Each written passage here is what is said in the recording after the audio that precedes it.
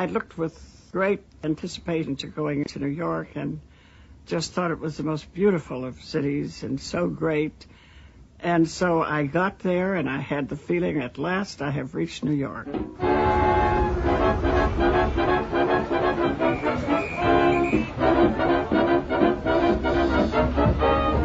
New York City in 1933, the biggest city in America, more than 7 million people.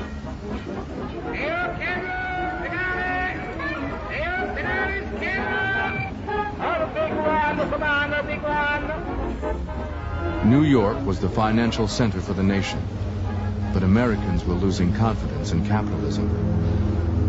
Banks were failing, the system was shutting down, and taking with it the dreams and savings of ordinary people.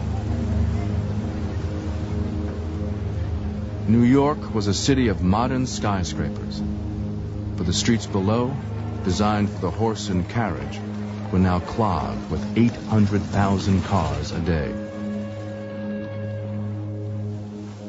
Ferries carried commuters where modern bridges were needed. Life on Fifth Avenue proclaimed the city's wealth. But 1/3 of New Yorkers lived in tenements. Immigrants from the old world crowded into the new. It was ghetto, pure and simple. Not too different from the ghettos of European cities where these people had come from, but new to America. New York City just didn't have enough homes for the poorer everybody, for the scarce things that there were. Pushing the federal government to aid the urban poor was New York Congressman Fiorello LaGuardia. Half Italian, half Jewish, barely 5 feet tall, he was a renegade Republican who had opposed many of the policies of Republican President Herbert Hoover.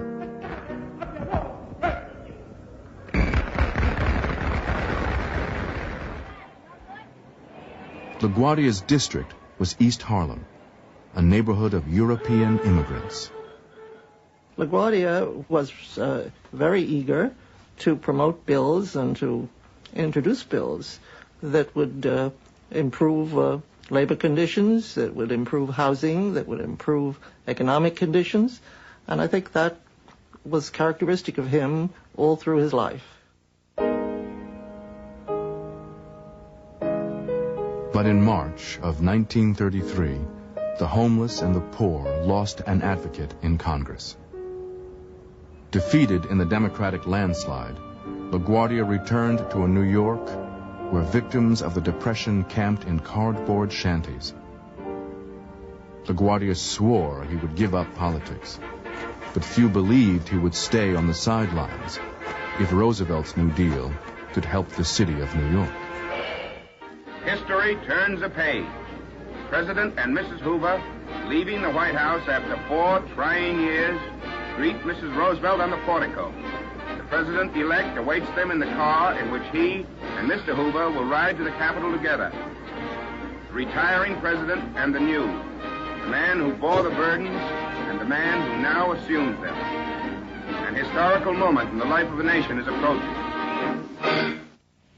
I shall ask the Congress for the one remaining instrument to meet the crisis. Broad executive power to wage a war against the emergency as great as the power that would be given to me if we were in fact invaded by a foreign foe. The energy that was let loose right after that inauguration was enormous. Washington had never known anything like it. Stylistically, there was just this abundance of movement and activity and a sense of let's get on with the problem. And you felt that this guy came, he was going to save the people. And a tremendous feeling for him. Holy hell, and people that could kiss his toenails. That's how much they loved this guy. I think he was primarily a person who was convinced that there was poverty in the country, need in the country, and he wanted to do something to help. New York had declared a bank holiday for the banks in New York. But Roosevelt followed it up with a bank holiday for the national government and throughout the country. By early 1933, Americans were lining up to withdraw their money from a banking system on the brink of collapse. Roosevelt closed the banks for 4 days and pushed through an emergency banking bill authorizing $2 billion in new money to help pay off depositors. The new president went on radio with the first of his fireside chats. I want to tell you what has been done in the last few days, why it was done, and what the next steps are going to be. I recognize that the many proclamations from state capitals and from Washington, he made listeners feel as though he were talking to them and to them individually and alone. And this was a remarkable technique that he had. Roosevelt would caress with his voice the microphone. And he treated the people as though they had intelligence. Let us unite in banishing fear. We have provided the machinery to restore our financial system, and it is up to you to support and make it work. It is your problem, my friends, no less than it is mine. Together, we cannot fail.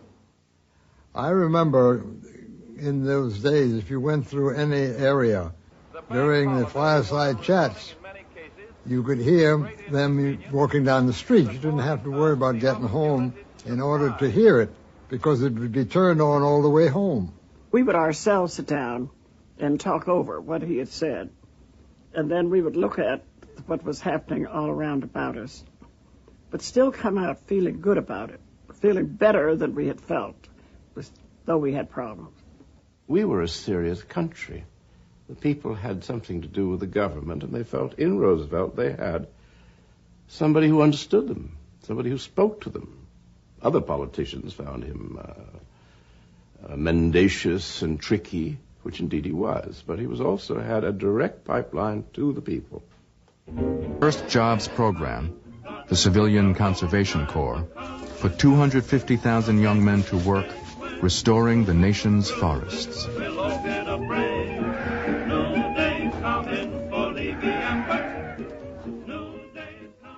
Roosevelt preferred a system of work relief to giving out welfare checks. But the president decided he had to push for direct federal relief, or millions would starve. This was a absolutely new program for the federal government to be engaged in, that is, to be handing out relief. It wasn't much handed out on any level, and suddenly for it to be a major program with millions of dollars involved, with people getting money for nothing, as it was said by the opposition to it. President Roosevelt has given me the job of administering the $500 million appropriated by Congress under the Emergency Relief Act of 1933 to help care for the 18 million persons whom the Depression has plunged from self-support to public dependency. In his first 2 hours on the job, Harry Hopkins dispensed $5 million in relief funds. I came to work for the FERA, the Federal Emergency Relief Administration, in September of 1933. We were a group of young people. For most of us, this was our first job. And we were terribly wrapped up in what we were doing, very excited about it, felt that the future of the world depended upon us. So there was never any difference between work in the office and being away from the office. When we went to eat or to restaurants or go even taking our wives dancing that hot fall up on the roof of the Powhatan Hotel, very few people danced. They talked the whole time. We were talking about our jobs. Eleanor Roosevelt would get literally thousands of letters a day. And poor Harry Hopkins would get the brunt of them, with my grandmother writing on the top in hand Harry, can't we do something about this person? With the government programs underway, Roosevelt turned his attention to the private sector.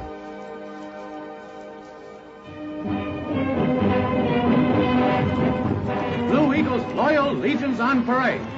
Soldier and sailor, millionaire and office boy, society matron and shop girl, elbow to elbow in the NRA Army. 250,000 economic warriors forming the greatest peacetime demonstration in American history. In September 1933, the government sponsored a spectacular parade up New York's Fifth Avenue to promote an unprecedented federal effort, the National Recovery Administration. Roosevelt called the NRA a partnership in planning between government and industry. Its goal, to speed recovery by establishing profit levels for business and wage levels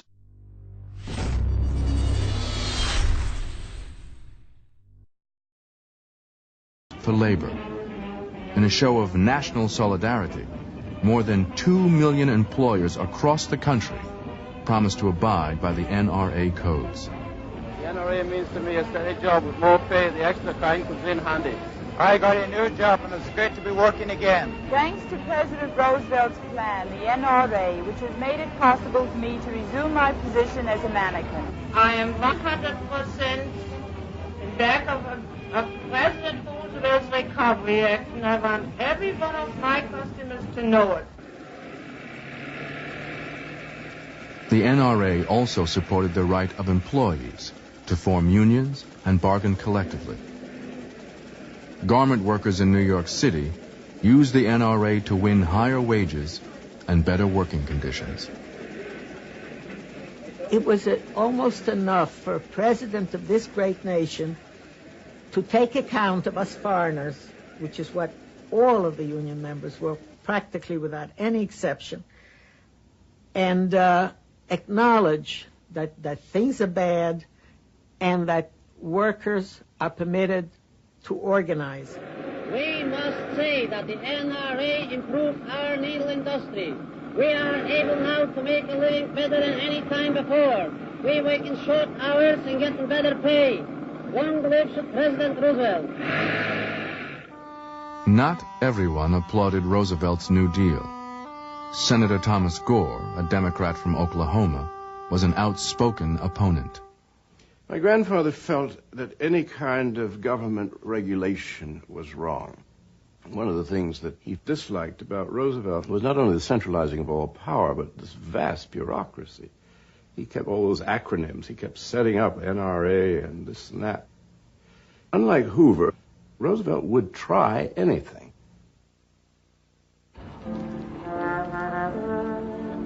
When bringing New Deal programs into New York, Roosevelt worried about working with the Democratic political machine that ran the city, Tammany Hall.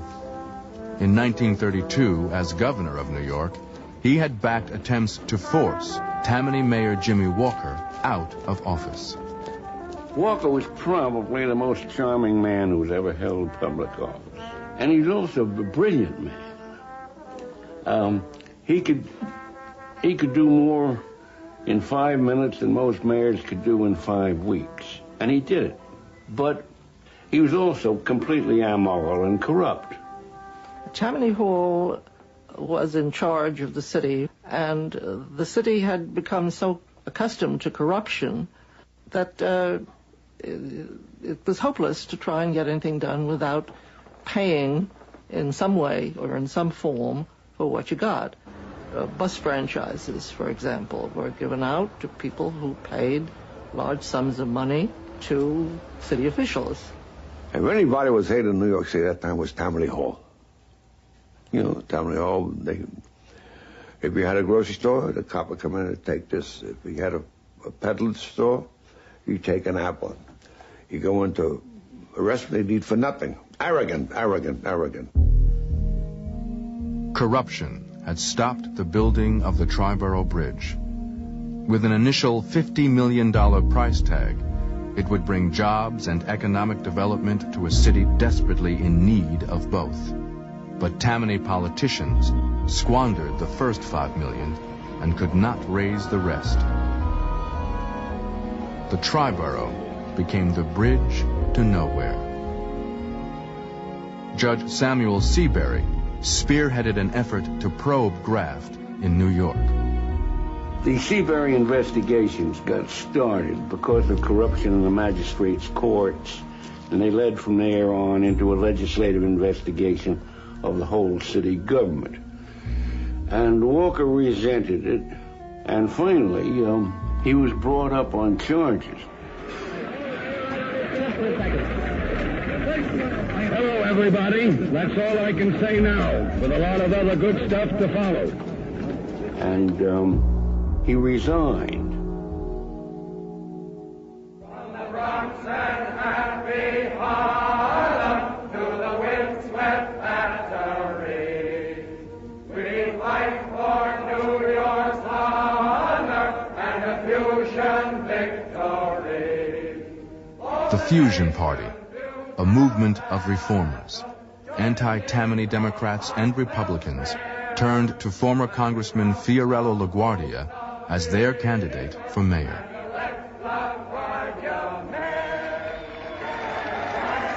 When the 1933 election came along, Walker intended to run for re-election to fill the vacancy his resignation had caused, and then the Roman Catholic Cardinal stepped in, and they withdrew Walker as a nominee and nominated John P. O'Brien, who was the exact opposite of Walker. O'Brien had 9 kids and a wife he was loyal to. Walker had 9 mistresses.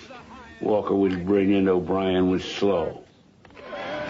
LaGuardia, he topped it off because LaGuardia came in and said, "I get you there, you Tammany Hall politician. You're not going to be the Ward Hill. You're not going to run the city. We're going to run the city. The people are going to run the city." We intend, after January 1st, to reorganize the city government. We intend to have a general house cleaning. Yes, we'll not only clean the streets of this city, but I'm going to clean every department of every grafting Tammany politician and appoint honest men and women in their places. Well, LaGuardia was a very earthy campaigner. He came into a group, and he was part of the group in a few minutes. And if it was a Jewish group, he spoke Yiddish. And if it was an Italian group, of course, he spoke Italian. You got LaGuardia in front of a group of Hungarians, Fiorello would address them in Hungarian. You see, he had been an interpreter at Ellis Island early in his career, so that he knew all these languages and had no hesitancy at all in using them in the course of a campaign. In the depths of the Depression, more than 2 million New Yorkers went to the polls. The New York Times reported it was the largest vote ever cast in a city election. I believe fusion will aid the unemployment situation of New York City, and I will vote for Major LaGuardia because he is fearless and independent. As new mayor of the city of New York, Fiorello H. LaGuardia, elected chief executive of the world's greatest metropolis after one of the most intensive political campaigns in the city's history. We have a job to do more important than fighting our political enemies. There are real enemies at our door.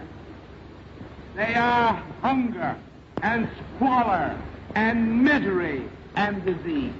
They are unemployment and inefficiency and dishonesty and graft.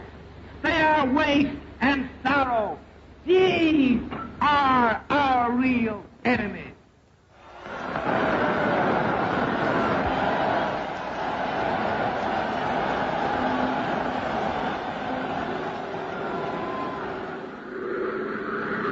Right after election, he embarked on a vacation trip down to Panama. It was on that trip that we flew up the coast in 14-passenger Curtiss Condors, otherwise known as flying coffins. And gradually fought our way up to Washington. It was agreed that we would undertake a very large work program called the Civil Works Administration. That was a program that employed 4 million people. They had to start a whole new system of getting checks out in order to pay a program that was putting 4 million people to work. As a matter of fact, they ran out of both the check ink, the check paper, because the people hadn't been paid by federal checks except a few 100,000 in Washington. My name is Mr. Raymond Shipp, blacksmith for trade. Received first check today. Since August 10th, 1932, my wife and 3 children will certainly be proud to see me arrive home with this. LaGuardia secured 1 out of every 5 civil works jobs for New York. But critics charged discrimination in hiring. Some of the first opportunities were coming through these new programs. But at the same time, what would often happen would be that a call would go out even for something like cleaning up the parks or snow removal or some of those kinds of assignments. And black people would go, but they were not employed. There were always people within those programs who operated them in accordance with their own personal feelings. And some of those personal feelings included the belief that Negroes weren't entitled to as much as anybody else. In other hiring areas, LaGuardia did make a difference. He opened up jobs to Italians and Jews who had been shut out by Tammany. And he shook up city government with a campaign to end corruption. LaGuardia came in with a pledge to produce an honest day's work out of every city employee, and he made a good stab at it. Of course, there's just so far down the ranks you can go, but at the top levels. And he had nationwide contacts, so he was able to bring in bright and imaginative people. LaGuardia swore in Robert Moses as City Parks Commissioner. Moses insisted that he also be given control of the Triborough Bridge Authority. LaGuardia agreed. In Moses, he had found someone who shared his dream of rebuilding the city. And Moses, of course, always wanted his own way on everything, and he was always threatening to resign. And one time he came into LaGuardia's office, unless I do this, I'm quitting, I'm getting out of here. I can't stand this interference anymore. And LaGuardia handed him a printed pad of slips saying, I, Robert Moses, do hereby resign as blank, effective blank. Moses took the pile of slips, threw it on the floor, walked out, and of course didn't resign. We are spending $400 million for public roads in every state in the Union. This is an allocation out of the sum of $3.3 billion that is being expended or will be expended for public works. Headed by Interior Secretary Harold Ickes, the Public Works Administration promoted itself as the greatest single construction program in the history of the world. For LaGuardia and Robert Moses, PWA meant jobs for the unemployed and the building of roads, bridges, playgrounds, and public housing. Projects that would begin to change the face of New York.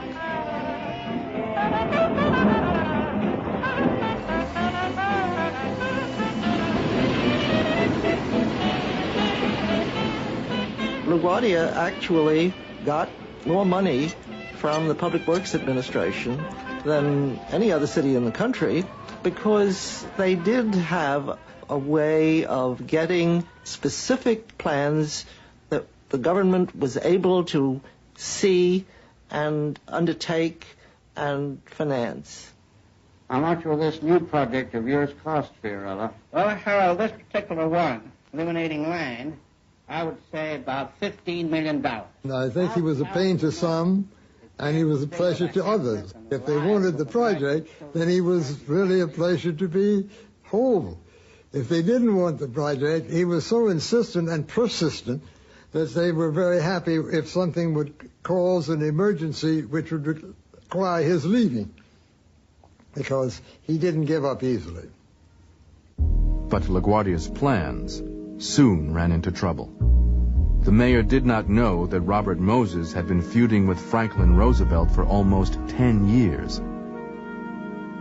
Moses had called Roosevelt, who was disabled by polio, a poor excuse for a man. And he had ridiculed Eleanor Roosevelt's appearance and voice. On direct orders from the president, Ickes demanded that Moses be fired. LaGuardia was stunned. Of all the people in New York, he said, I had to pick the one man who Roosevelt won't stand for.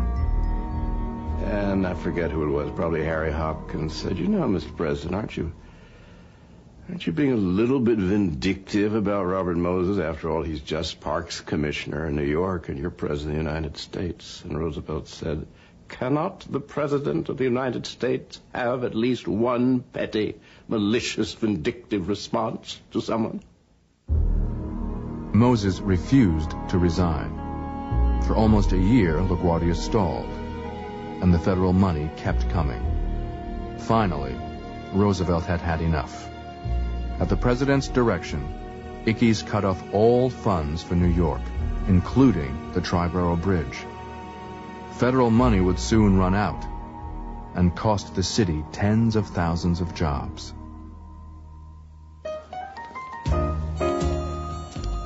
In Harlem, the need for those jobs was critical. The unemployment rate had reached 50%. Here was a whole community where I remember someone saying once, where a dollar was a dollar, and black people didn't have any. The community's shopping area was 125th Street. The stores there sold everything from furniture to groceries, practically everything. But the stores there were all owned by whites, and they also, their staff, sales staff, and the whole visible staff was all white. The pattern of segregation in New York was as rigid as the pattern of segregation in any part of the Deep South. As the Depression wore on, the black community increased demands on local store owners to hire Harlem residents. Why should all the white people come in here, get those jobs, and then go home and take the money out of Harlem? This gave rise to a slogan, don't buy where you can't work. The Don't Buy Where You Can't Work campaign drew participants from church, civic, and black nationalist groups. A young minister, Adam Clayton Powell, Jr., managed for a time to unify the movement. My father's nickname was Flaming Tongue, and he had heard that people in City Hall in LaGuardia administration were very wary of this minister up in Harlem, that he could arouse people. There was a great deal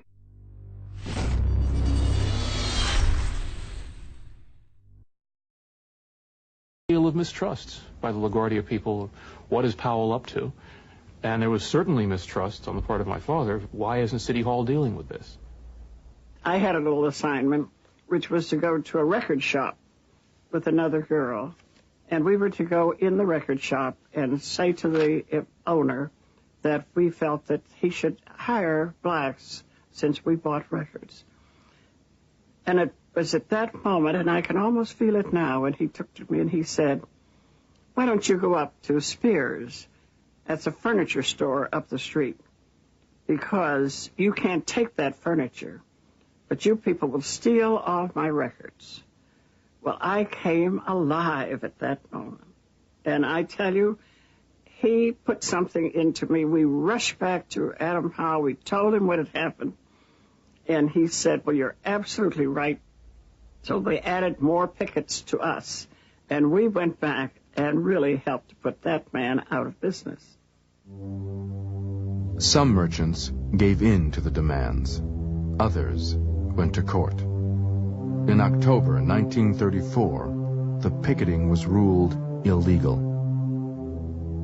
The hard-fought triumphs of the campaign quickly evaporated. Harlem's mistrust of City Hall continued to grow.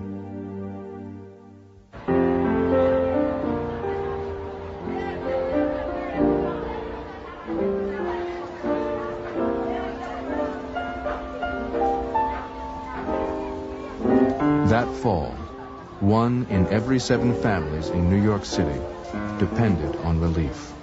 1,200 new applications were processed daily.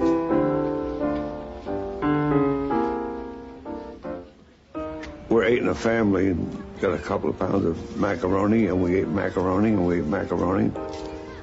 And we had 1 meatball. We had to divide it up. We really went around hungry. Had headaches from not eating. Money received from Washington and from the state capitol in Albany was not enough. LaGuardia was forced to levy new city taxes.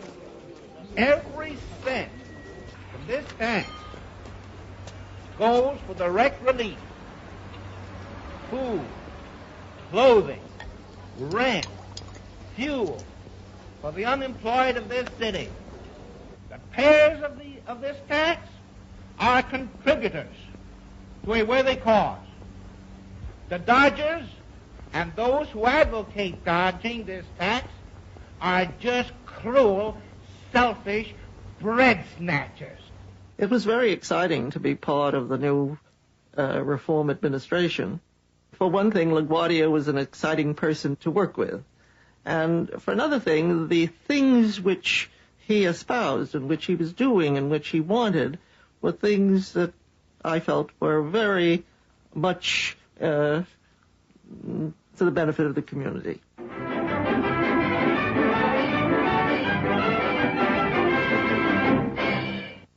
I think I can say that though our non-political, non-partisan government is still experimental, that experiment is working out. Among other things, the city is now caring for a total of 300,000 families on home and work relief. The present monthly cost is $17,750,000, including federal and state contributions. No city in the world in so brief a period of time has had to face a comparable problem. It has been met. While LaGuardia sang the praises of his administration in New York, in Washington, the New Deal administration was drawing heavy fire. The Treasury statement of December 15th shows that since Mr. Roosevelt became president, our national debt has increased over $2,900,000,000. The New Deal is government from above. It is based on the proposition that the people cannot manage their own affairs and that a government bureaucracy must manage for them. We do not want to see these alphabetical bureaucratic agencies become permanent fixtures in our national political life. New Deal is on. Get up, get up, get out, get into it. Despite aggressive promotion of Roosevelt's plan to achieve recovery, the NRA was now under attack from all quarters. There's spelling it. NRA.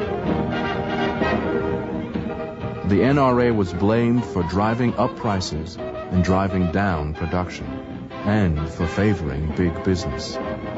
I've been in the tire business for the last 10 years, and with the NRA, I'm worse off now than I've ever been.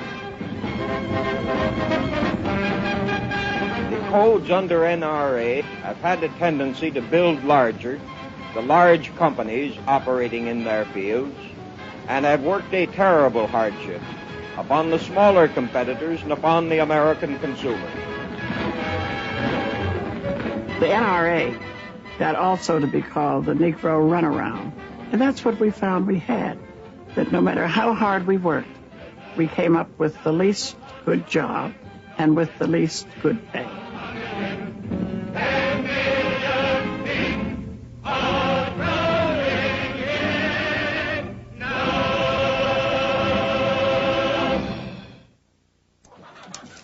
In 1935, a poultry company in Brooklyn, New York, challenged NRA codes regulating hours and wages in their business. The Schechter brothers took their case all the way to the Supreme Court. Unconstitutional. The Blue Eagle cries no more. Nearly 800 codes directed from Washington are suspended. The parked cars of thousands of NRA workers soon may be going away for good. The Supreme Court has spoken. I've got the blues. I've got them NRA blues. Lord, I got them NRA blues. When he took office, Roosevelt had said to the nation, "Together we cannot fail." But the NRA had failed.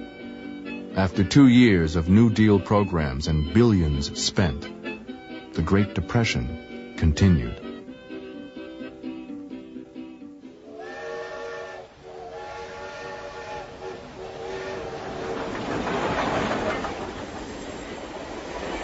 Aboard the presidential train, Roosevelt met secretly with LaGuardia. The president was under attack for using public funds to carry out a personal vendetta against Robert Moses. Roosevelt agreed to end the feud. Within days, Washington released money for completion of the Triborough Bridge. Oh, you make good when you make a promise. No, I'm not a doubting Thomas. But, honey, are you making any money? That's all I want to know. Here's this huge project. They're going to build the bridge to connect Harlem to Long Island and the Bronx. Huge project. People thought this would be a great boon to Harlem. Supply of jobs, money flowing into the community. And then to turn around and discover that the people running the Triborough Bridge project had no intention of hiring black workers. This a bridge which, on the Manhattan end of it, ended at 125th Street, right in the heart of Harlem. There was discrimination in some of the PWA projects. There was some discrimination probably in all of them. The unions had a union shop, which meant that they would supply the labor and that they would restrict the employment to the members of the union. Many of the unions discriminated against blacks.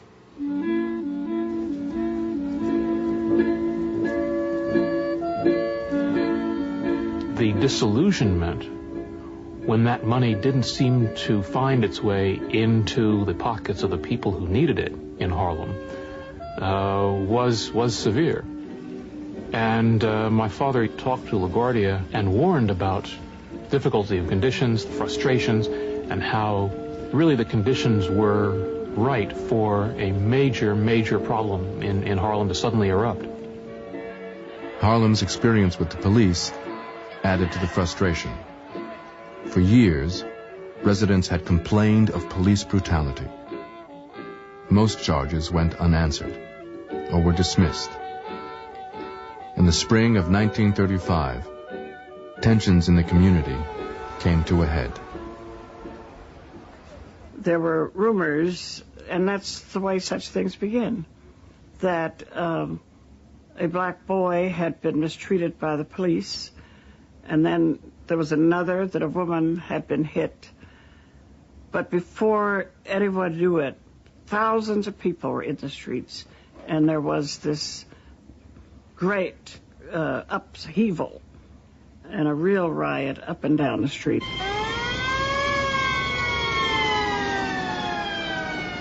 In, I think it was Woolworths or Chris, one of those department stores, a kid whose name was Lino Rivera. They said that he had been caught stealing from the counter, and the manager and a couple of people had taken him down in the basement and beaten him to death. The crowd believed this, and they were mad. As I got to the corner of 7th Avenue and 125th Street, the crowd started surging up, breaking windows. There were just a few policemen, and they were trying to keep out of sight because this crowd was really on the rampage. There was a Chinese laundry. And when he realized that it was the black people moving in, destroying all the stores and properties owned by the white people, trying to get them out of Harlem, he went out and put a sign in his window and said, "Me colored too."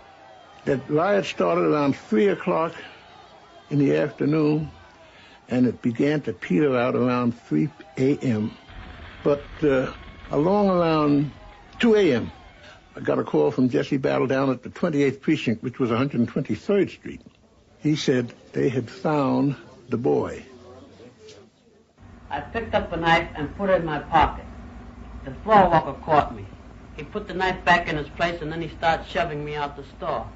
So I told him, all right, well, don't push me anymore. And he says to the other fellow, come on, let's take him down the cellar and beat the heck out of him. So after that, the police officers came, they took my name, and then they sent me home. At 2 a.m., they called for me again, and I didn't know anything of a riot or anything, but they thought that I was dead. I have always felt that that riot was due to happen. Leno merely happened to be the trigger. But if he hadn't been there, we'd have had to invent something. There was going to be a riot because that was the temper of the community. My father's word to LaGuardia was, I told you, this was coming. You've got to address this. You've got to come up here and do something about this. The money and the programs designed to combat the poverty of the Depression simply had not filtered through into Harlem to help the people.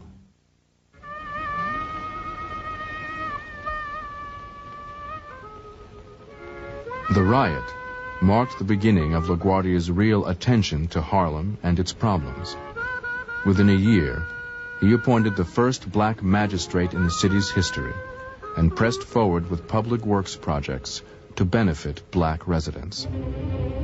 Excavation is begun for Harlem's first low-rental housing development.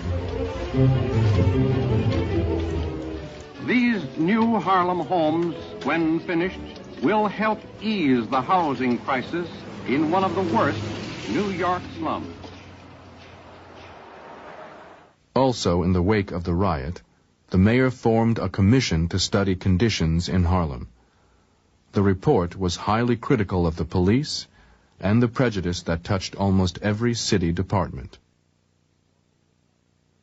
LaGuardia was not prepared to place Harlem at the top of his agenda, but he did commit more resources and personal energy to the black community. He'd have a dinner party up at Gracie Mansion, and the audience would be stacked, all integrationists, except for one department store owner who hadn't done the integration.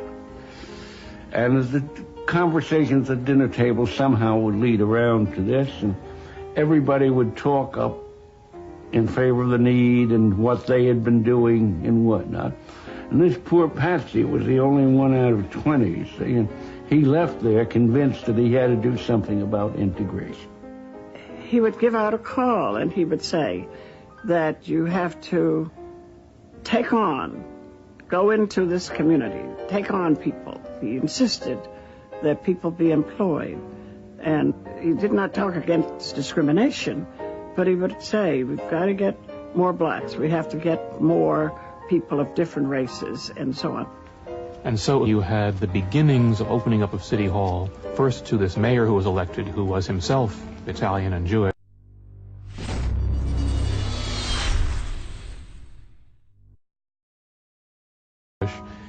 And then, by the end of the decade,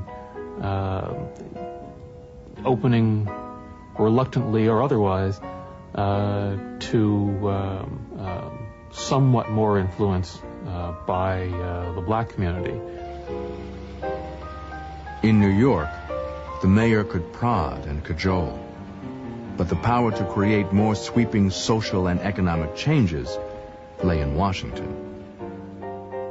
After 2 years of emergency measures, Roosevelt created the Works Progress Administration, and by presidential order forbade the agency to discriminate on any grounds. By 1936, New York City was receiving 1/7 of the WPA budget for the entire nation. Roosevelt said about LaGuardia, He comes to Washington and tells me a sad story.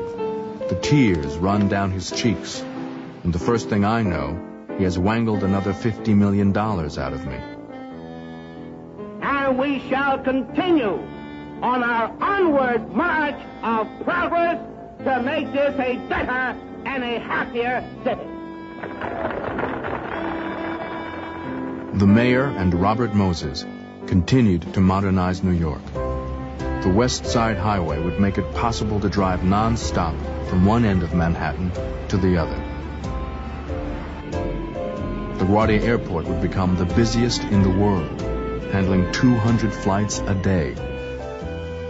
Schools, parks, 10,000 new public housing units, all part of a massive building campaign, made New York a leader in the new federal partnership with America's cities.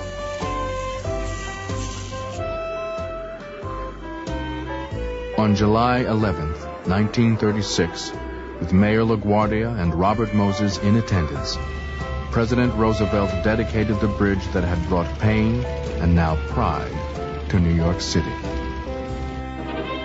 Another vast project takes its place among the nation's monuments to progress. The Triborough Bridge, $60,300,000 highway link, awaits its dedication by President Roosevelt.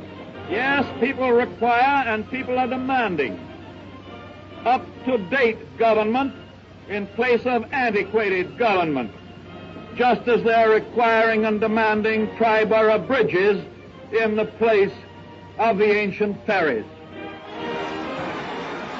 Government itself cannot close its eyes to the pollution of waters, to the erosion of soil, to the slashing of forests, any more than it can close its eyes to the need for slum clearance and schools and bridges.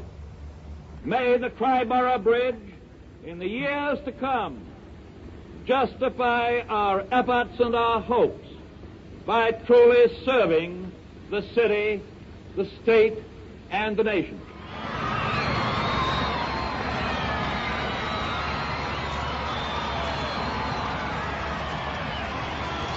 The things that he did said to us, no matter who says that feeding the hungry or giving clothing or helping those who need housing to get housing, no matter who says that creates dependence, that the government has to take a hand.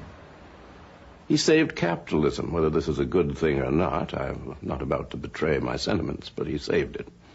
It could very well have gone under, and those who said he's a traitor to his class didn't realize he was their savior.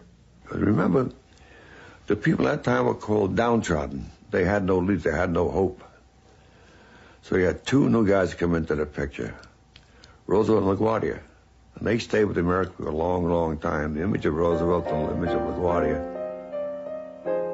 Franklin Delano Roosevelt, Fiorello H. LaGuardia. Their partnership changed the face of New York and expanded the role of American government. A half-century later, the physical changes endure. The responsibilities of government are still debated.